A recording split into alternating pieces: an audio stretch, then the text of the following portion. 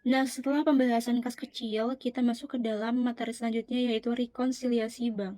Nah, perusahaan itu kan biasanya selalu menyimpan kas di bank dalam nominal yang sangat besar. Maka dari itu, perlu adanya rekonsiliasi bank untuk menyamakan nominal atau nilai yang ada di bank dengan di perusahaan. Karena balik lagi bahwa setiap perusahaan perlu adanya internal control sehingga meskipun uangnya disimpan secara eksternal, tapi tetap secara internal perlu adanya controlling gitu ya, berdasarkan dari pencatatan keuangannya. Nah, biasanya untuk rekonsiliasi bank ini berdasarkan dari saldo akhir yang dimana laporan rekonsiliasi saldo bank dan saldo kas untuk menunjukkan saldo yang sebenar-benarnya. Selain itu juga ada laporan rekonsiliasi saldo bank kepada saldo kas. Nanti kita bahas. Nah, sekarang akan kita bahas adalah mengenai laporan rekonsiliasi saldo bank dan saldo kas untuk menunjukkan saldo yang benar terlebih dahulu. Nah, ini adalah contoh dari pencatatan dari rekonsiliasi laporan bank ya yang ada di PT Risa Fadila pada tanggal 31 Desember 2020 karena periodenya itu adalah periode saldo akhir. Nah, yang di sebelah kiri ini adalah laporan bank, yang sebelah kanan adalah laporan perusahaan, yang dimana saldo yang tertera di nominal saldo ini adalah berdasarkan dari catatan bank. Sedangkan yang sebelah kanan adalah perusahaan gitu ya. Yang dimana nantinya akan ditambah dengan setoran dalam perjalanan serta kesalahan catatan bank apabila ada kesalahan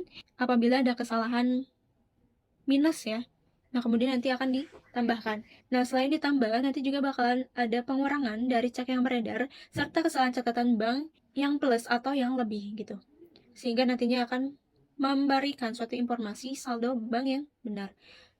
Begitupun dengan laporan perusahaan, nantinya akan ditambah dengan penerimaan di rekening yang belum dicatat, serta kesalahan catatan perusahaan, dan kemudian akan dikurangi oleh pengeluaran rekening yang belum dicatat, serta kesalahan catatan perusahaan tersebut juga, sehingga akan menghasilkan saldo kas yang benar. Penjelasan lebih lanjutnya kita masuk ke dalam contoh kasus atau studi kasus ya, dari rekonsiliasi saldo akhir, yang dimana di sini terdapat penyusunan laporan rekonsiliasi saldo akhir disusun berdasarkan data yang diperoleh dari catatan kas PT Risa Padilla pada tanggal 31 Desember 2020 sebagai berikut.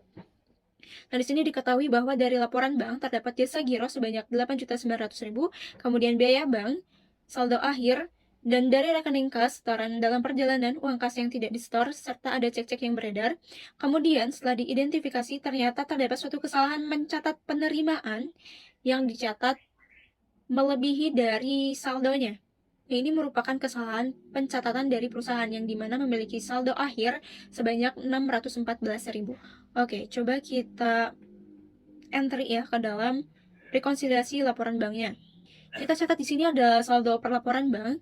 Saldo per laporan bank ini didapat dari saldo akhir laporan bank. Ini udah jelas ya. Ini dari laporan bank terdapat saldo akhir sebanyak 661.600.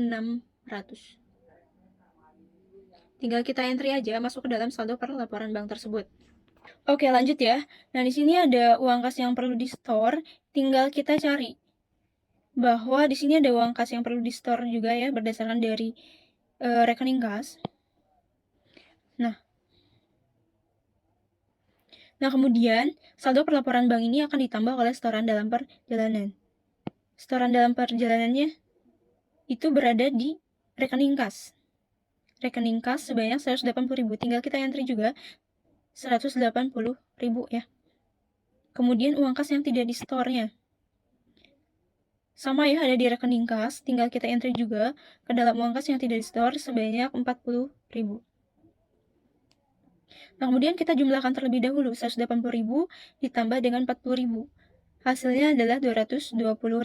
Nah, 220.000 ini ditambah dengan 661.600, yang hasilnya adalah 881.600, seperti itu.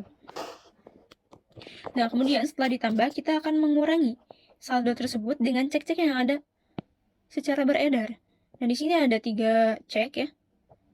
Ada nomor 0602, 0611, 0614.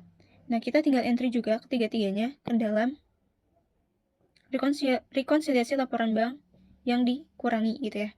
Nah, kemudian setelah kita entry, kita jumlahkan terlebih dahulu.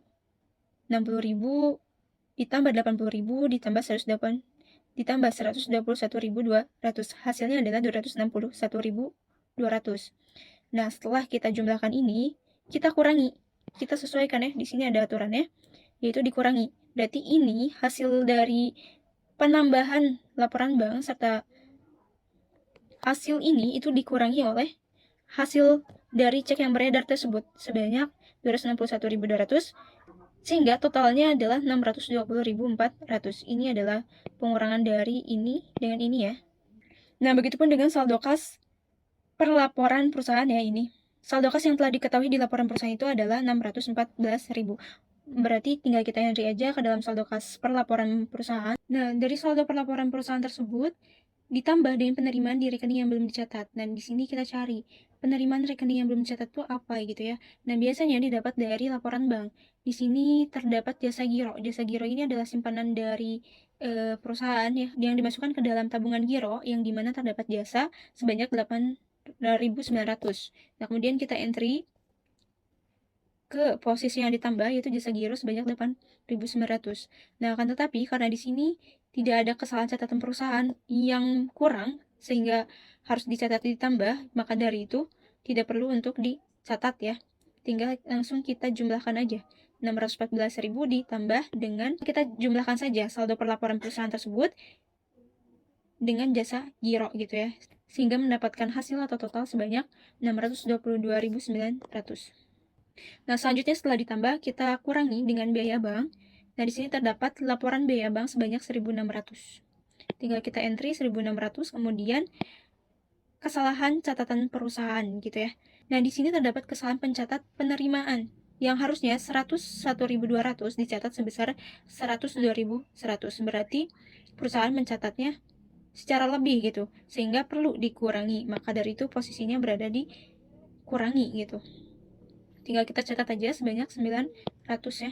Nah, setelah itu mari kita jumlahkan terlebih dahulu 1.600 ditambah dengan 900, hasilnya adalah 2.500, sehingga hasilnya adalah 620.400. Nah, dari sini kita bisa mendapatkan suatu informasi dari pencatatan antara dari laporan bank atau laporan perusahaan yang sama atau balance ya. Jadi tujuan rekonsiliasi laporan bank ini adalah untuk menyamakan antara laporan yang ada di bank dan laporan perusahaan. Karena memang tujuannya itu adalah balance antara laporan dari rekening koran yang ada di bank dan laporan yang ada di pencatatan keuangan di perusahaan gitu. Nah, selanjutnya kita bahas tentang laporan rekonsiliasi saldo bank kepada saldo kas. Nah, untuk pencatatan ini itu berdasarkan dari saldo perlaporan bank yang nantinya akan kita entry semuanya di dalam satu kolom seperti ini. Nah, bagaimana pencatatannya? Nah, setoran dalam perjalanan. Nah, kalau di sini kan saldo perlaporan bank itu ditambah ya, ditambah setoran dalam perjalanan. Kemudian uang kas yang tidak di-store yang termasuk ke dalam kesalahan dari bank gitu kan. Kemudian kita entry aja ke ditambah, itu udah jelas ya. Yang ditambah di laporan bank kita tinggal entry sama. Tapi untuk saldo perlaporan perusahaannya yang di entry ditambah itu adalah yang dikurang. Yang dikurang ini. Yang dikurang ini posisinya akan menjadi ada ditambah kalau untuk laporan rekonsiliasi saldo bank kepada saldo kas. Nah, kemudian yang dikurangi ini adalah berdasarkan dari yang dikurangi juga dari saldo per laporan bank, yaitu cek yang beredar. Nah, selain itu juga ada dari saldo perlaporan perusahaan yang posisinya itu ditambah apabila masuk ke dalam laporan rekonsiliasi saldo bank kepada saldo kas, posisinya akan berada di kurangi gitu, yaitu jasa giro ya, yang tadinya ditambah untuk rekonsiliasi saldo bank dan saldo kas untuk menanjakan saldo yang benar. Nah, untuk di sini di laporan rekonsiliasi saldo bank kepada saldo kas itu posisinya menjadi dikurangi. Nah, setelah kita entry semuanya, tinggal kita jumlahkan ya, sesuai dengan ditambah dan dikurangi, sesuai dengan skemanya. Oke, seperti biasa kita jumlahkan terlebih dahulu. Ini yang harus ditambah, dijumlahkan terlebih dahulu, kemudian kita tambahkan dengan saldo perlaporan banknya. Hasilnya adalah 884.100. Nah, kemudian kita jumlahkan juga nominal saldo yang ada di posisi dikurangi. Hasilnya adalah 270.100. Nah, kemudian saldo dari yang sudah ditambahkan ini dikurangi dengan saldo dari yang perlu dikurangi, yaitu 270.100 tersebut. Sehingga menghasilkan total sebanyak 614.000. Nah, saldo kas ini ternyata sama dengan saldo akhir pada perusahaan gitu. Oh ya, nanti kalau misalkan ada pertanyaan boleh ya silakan kalian tanyakan, boleh melalui grup WhatsApp atau bahkan secara langsung nanti ketika pertemuan.